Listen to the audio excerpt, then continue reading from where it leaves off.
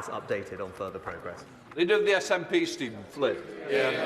Mr. Speaker, when people woke up today in homes that they can't afford to heat with mortgages that they're struggling to pay, to news that inflation is once again on the rise, they'll have looked to Westminster for answers. And instead they find a UK government which is tearing itself apart over how quickly it can send vulnerable people on a plane to Rwanda. Surely the Prime Minister must understand that the anger that some of his own backbenchers have towards him is no comparison to the anger that the public have towards his party. Prime Minister.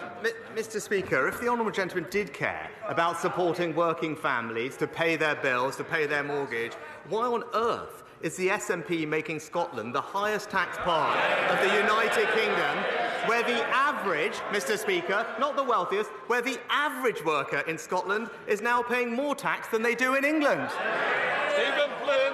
Of course, Mr. Speaker, when it comes to the Rwanda Bill, the reality is that if you want to stop the smuggling gangs, you should introduce safe and legal routes. But instead, the Prime Minister is seeking to weaponise some of the most vulnerable people in society.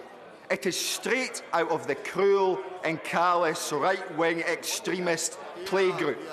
His time in office is fast approaching its conclusion. Does he seriously want this to be his legacy? Prime Minister. Well, Mr. Speaker, as I said, it is important that we stop the boats because illegal migration is simply not fair, Mr. Speaker. It's not right that some people jump the queue, that they take away our resources to help those who are the most compassionate, that need our most help, and, by the way, Mr. Speaker, are exploited by gangs, and many of them lose their lives making these dangerous crossings. So I completely disagree with the honourable gentleman. The fair and the compassionate thing to do is to break these criminal gangs, and that's why we're going to stop the boats.